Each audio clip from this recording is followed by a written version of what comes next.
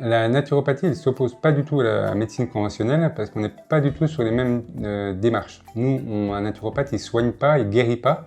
En fait, il donne des outils à la personne où il rééquilibre un terrain. Et puis après, le corps, il va retrouver son équilibre ou pas, mais en tout cas, il va retrouver son équilibre en fonction de ses possibilités. S'il y a des organes lésés, on ne va pas faire de miracle. Je veux dire, en naturopathie, on s'occupe de ce qui fonctionne mal. Quand il y a des lésions, on peut accompagner, par exemple en cas de cancer, quand il y a une chimiothérapie, en naturopathie, on peut accompagner pour mieux supporter les traitements, trouver une alimentation qui nous convient, etc. Mais on ne va pas traiter le cancer. Il y a plusieurs visions en naturopathie sur justement ces compléments alimentaires. Il y a, on va dire, une vision un peu médicalisée entre guillemets de la naturopathie où on a tendance à penser que voilà, prendre des compléments alimentaires, ça va soigner des choses. Voilà, on les prend un peu comme des médicaments. Donc là, c'est plus de la naturopathie, c'est plutôt de la naturothérapie où on remplace la logique d'un traitement médicamenteux par un traitement naturel, mais c'est quand même la même logique, donc c'est plutôt de l'antisymptomatique. Ce qui est pour moi pas de la naturopathie. La naturopathie, c'est d'abord l'alimentation, comme disait Hippocrate, vraiment voilà, c'est que ton aliment soit ton premier remède. Il disait pas le seul, mais il disait le premier. C'est-à-dire que c'est la base d'un terrain sain en fait pour se protéger de toutes les agressions extérieures, du stress, mieux résister au stress, mieux combattre les infections éventuelles, etc. Et après, les compléments alimentaires vont servir vraiment de levier. Donc dans les compléments alimentaires, on a des nutriments qui vont manquer, des micronutriments qui vont manquer parce qu'on a longtemps été carencé, parce qu'on a quand même un stress qui est difficile à réguler, donc ça consomme plus notamment de magnésium ou de vitamine B, etc. Donc un soutien, ça va être intéressant dans ces cas-là, et puis pour aller plus vite quelque part.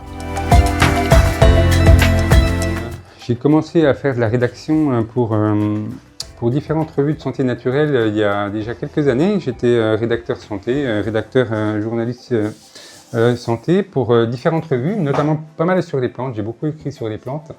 Et puis il y a 8 ans, j'ai lancé une revue qui s'appelle Solutions Naturopathie parce que j'avais envie de transmettre plus de choses sur justement la naturopathie et parler de naturopathie un peu sérieusement, on va dire. Je ne dis pas qu'on n'en parle pas sérieusement à côté, mais qu'il y a beaucoup d'études scientifiques qui appuient en fait les traitements naturels, les solutions naturelles, la phytothérapie, la micronutrition, etc. Donc j'avais envie de partager toutes ces informations-là auprès d'une grande communauté de lecteurs. Donc j'ai lancé cette revue avec Pure Santé. Et puis ça permet de diffuser pas mal de connaissances sur la santé en général.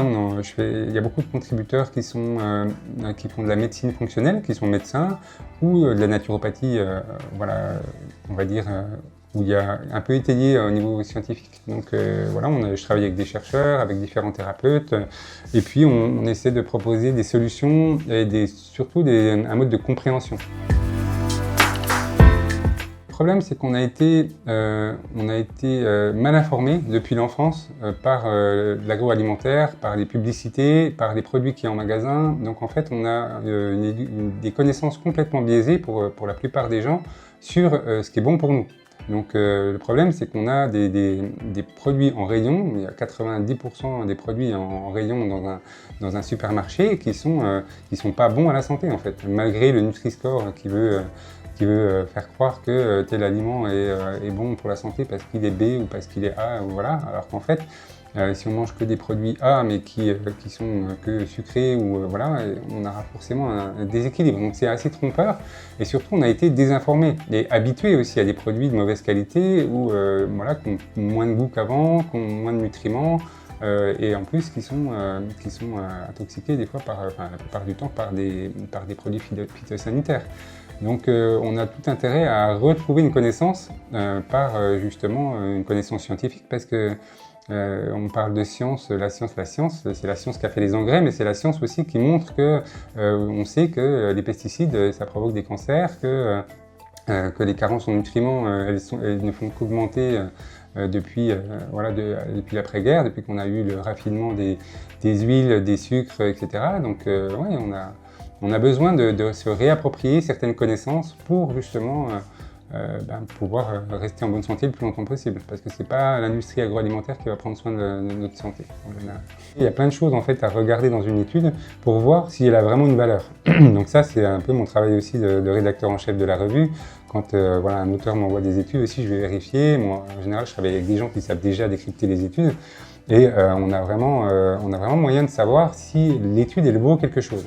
Mais on a quand même plein de choses, plein d'études qui montrent que l'action de telle ou telle plante, les conséquences du stress psychosocial ou des lumières bleues ou de l'éclairage public sur les cancers par exemple. Voilà, on a plein de choses qui montrent, souvent qui valident ce que la naturopathie dit depuis les années 50-60, où on commençait à voir les dégâts de l'industrialisation dans l'alimentation, dans le mode de vie, etc. Moi, je suis client Biocoop depuis que la première Biocoop a ouvert en fait à Besançon, donc à la Mouillère, la première Biocoop. J'ai tout de suite adhéré à l'esprit Biocoop parce que c'est un réseau, c'est pas une chaîne.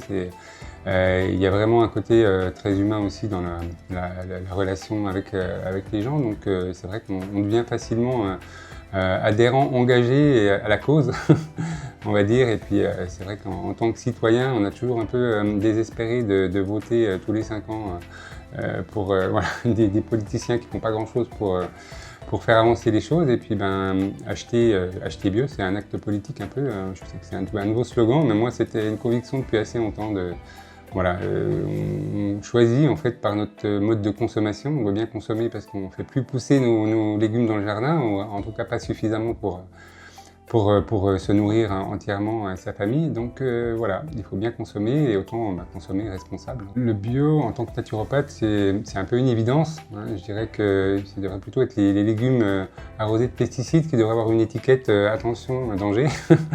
Mais en fait, en tant que naturopathe, c'est la base. On va dire que il y a des choses sur le bio sur lesquelles on ne doit pas transiger, c'est-à-dire tout ce qui est huile déjà, tout ce qui est céréales complètes. Il y a beaucoup de choses en fait qui sont beaucoup plus chargées de pesticides, etc. Donc le bio, c'est un peu une évidence, c'est la base. Maintenant, il n'y a plus à démontrer que l'accumulation des toxiques, des pesticides, des engrais phytosanitaires, tout ça, c'est vraiment quelque chose qui s'accumule et qui provoque des dérèglements jusqu'au niveau de l'ADN. Donc, c'est vraiment une base, on va dire. Après, ce que j'aime bien chez Biocoop, c'est qu'il y a une logique dans la proposition des produits, c'est-à-dire que tout le vrac, il y a vraiment une volonté de faire justement des prix bas pour que justement tout le monde puisse y avoir accès, d'avoir des produits bruts, de pouvoir les transformer soi-même à la maison plutôt que d'acheter des produits transformés.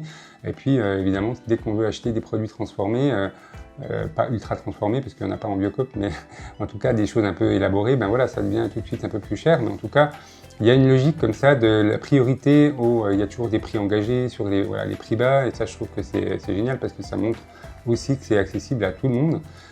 Ça, il y a eu beaucoup cette croyance, et encore je pense chez beaucoup de gens, que le bio c'est pas accessible à tout le monde, mais c'est pourtant une volonté de Biocoop quand même de faire des choix justement sur les prix notamment. Choisir une bonne alimentation pour soi, ça dépend de où on part quelque part, parce qu'on a un microbiote qu'on a éduqué, qu'on a construit déjà les 3 premières années de sa vie. C'est vraiment là où il y a eu le plus la construction de 80%, 90% du microbiote. Et puis après, il y a les habitudes alimentaires. Si on est habitué au sucre, au gras, etc., on ne peut pas toujours se fier à ses goûts, parce que des fois, on a des goûts qui sont biaisés par des habitudes ou par des appels de nos bactéries, notre flore fongique, par exemple, qui va demander du sucre, qui va demander du gras, du mauvais gras, etc. Donc, je dirais que la base, c'est de varier les sources d'acides gras, par exemple. Les acides gras saturés, c'est pas mauvais en soi, c'est l'excès qui est mauvais, et ça dépend s'ils sont ils ont été transformés par l'industrie. En général, ils sont mauvais, s'ils ont été hydrogénés ou oxydés, etc.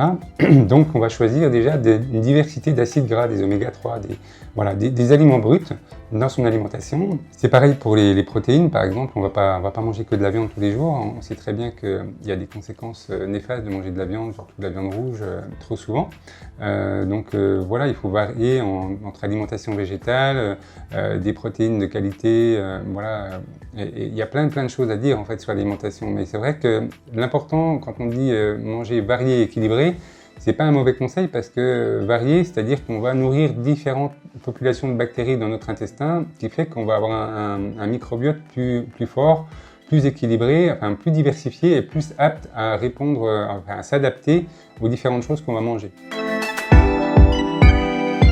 Je dirais que se baser sur son intuition, c'est une chose, mais encore faut-il qu'on soit encore une fois en phase en fait avec les vrais besoins et que ce ne soit pas des besoins compensatoires d'une hypoglycémie, d'un cercle vicieux qu'on a mis en place. Par exemple, il y a des gens qui vont dire voilà, la cure de raisin en septembre, c'est génial, mais en fait, ça peut vraiment faire des dégâts chez une personne qui a déjà une candidose installée, par exemple.